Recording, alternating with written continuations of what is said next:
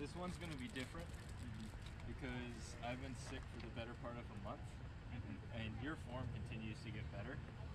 But we don't really have Seb acting as an easel, and the group is smaller than it usually is, so it might be a breakaway course, which would be super weird. Let me just begin by saying that Noah Mandow, the guy in front of me, got force upgraded to Cat 1, which I didn't even know was possible. Dude, if it was going to happen to anybody, it'd be him. Dude, the bragging rights of like telling your buddies that they forced you to upgrade to the highest level is just insane. Yeah, congrats, man. Yeah, congratulations, right? Yeah, that's Crazy. freaking nuts. Yeah. Dude, we race against the best, bro. Oh yeah. Race against the best, and you and I finished with the rest. What's up, Will? What's going on? Not much, dude. We're back, and got a lot. This is kind of a chiller CBR, I'd say. Right? I mean, it was hard, but it was I disagree with you on all points. At this point, I'm still recovering from what I thought was going to be a life-ending illness, and like. You'll notice there's a lot less of my footage because it's basically me at the back just hoping that the pace doesn't go up. What was your plan, Will? Man, well, we came in here with like an absolutely like massive squad, 8 or 9 riders. This was like a 40-person field. So we're making up like over 20% of the field. So, and there's one of them. There's Frankie. It's already getting strung out, and he's trying to get in that move. Yeah. And you see a lot of orange helmets. Yeah, so Frankie kind of does a hard first couple laps.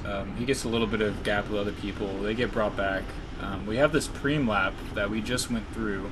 And if you look on the right, we have BJ in the orange helmet moving up. So savvy, like you can't even tell, but he's making a move, and it's a move that's gonna stick. The racer IQ is like maxed out on BJ. He's such a boss at this, and so he realizes there's a couple of Velosport guys got off the front, a couple Subaru guy, LA Bicycle Academy. So it was like 6 people. BJ gets up there. I see this, and we're just going to begin the team tactic shenanigans. I really like how you're just getting up here and kind of dictating the pace. There's another Subaru rider too who's going to try to keep the pace down as well, but not everyone was having it. Yeah, that guy. Slingshot, good for him, bro. It's a cool move. You can't 100% really 100% commitment. Yeah, when you slow down the pace like that, you're gonna have a few guys do stuff like that. You timed it really well. So we'll see whether he makes it, but that's not who you should probably be worrying about right now. Yeah, we got this Duvelo rider Julian. Dude, this guy, monster. Yeah, no question. Yeah, and then monster calves right behind him. Yeah, it's also policing. So it's like. I got in position here because I figured we're going to get a pretty hard bridge attempt, and Julian's going to launch here, man. Like, oh my gosh. Yeah. This was definitely the fastest lap of the day for me. Like, he's just going to try to do this all himself because, again, Ackerman, the Subaru guy, he's got a guy up there. I got a guy up there. Yeah, I'm, like, literally dying. We do get a bit of a gap here from the field, and I think it's us with another guy behind me. And so that 6-man break, I think we already see like an LA Bicycle Academy guy get popped from it. Or I don't know if he had a mechanical or what. But so it goes down to 5. That's the guy who's trying to bridge. Yeah.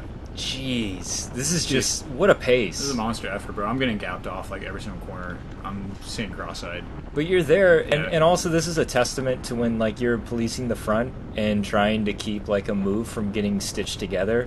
It's good to like mark the guys you should be marking. Like you were behind Julian when he made this move, and you were in the perfect position to react to it. Like this is all positioning. Yeah, well, I mean, I totally got caught off when the break went. That was like the first moment I went to the back of the field. The break goes. Dude, look at how close you guys get. Yeah. So you can see him. That I think that's the LA guy who gets popped. Jeez. Yeah. But the field, the break is up there.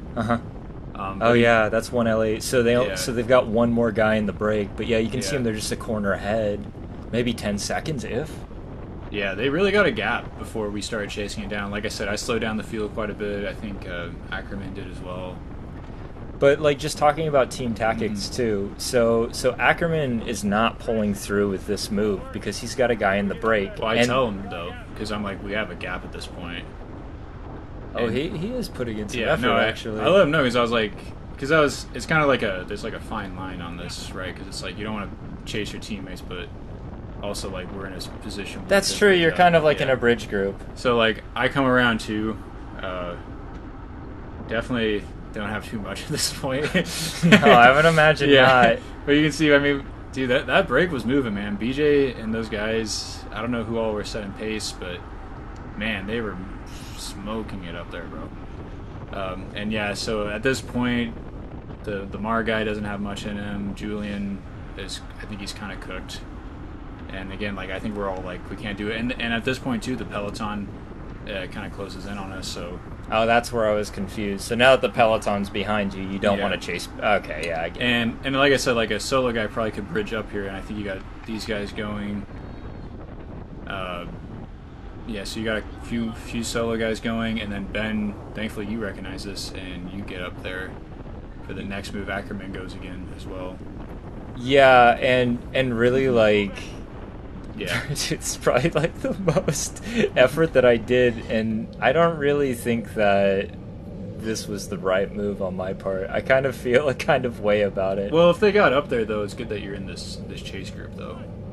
Well, I get second wheel, so I guess I am policing, but to be honest with you, I was so out of it at this point, I didn't realize the makeup of the group ahead, and if it looks like I'm chasing down teammates, like I was just too ignorant to realize it. But I think I see an orange helmet at this point, and I let off. BJ snuck away really, like he was really sneaky with it.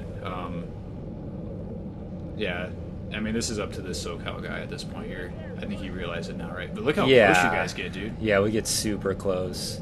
But if I had a time machine, I would do everything exactly the same, except I would not have gotten up ahead to first wheel. I would have been like second wheel. Just follow their wheels. Yeah, to follow wheels. So if there is a bridge attempt, like we've got two guys in the break, but the fact that I took a pole, I really regret that. I was just too ignorant to know. This is just showing that move that Ben was in up there that he kind of started.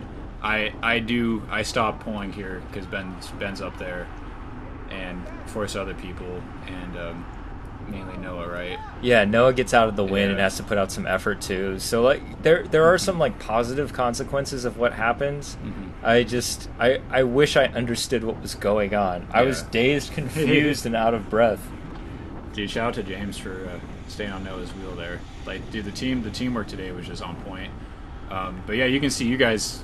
Again, dude, that thing that Julian did, bro, I think it just shattered the whole field. Like, everybody was too tired at that point. Dude, what an effort. Yeah, so we're making a big jump later in the race at this point because that was it, really. Like, you had a few solo guys try to make something happen, but the break got a really good gap. I mean, they were holding 30, 40 seconds, I think, most of the race. So, yeah, so we're, like, over the halfway point, and, like, I don't know what... I think I'm trying to disrupt now whatever type of chase that they have, but really all that I do is get myself into cone drama, all to my own fault. That was kind of scary. What's up, Shammy Daddy? Oh, man. Yeah, man. Oh, yeah, and then this is just, we're just having fun with this one. Big Orange roll call, man. We were rolling super deep. I'm not even going to try to name off all the people. We got our boy Fast Frankie. We got Louis Tejeda. I see Roberto Betancourt up there on the Swift bike. And Jack. We got Jack, bro. Yeah, we got Jack O. I see your rear end, Will.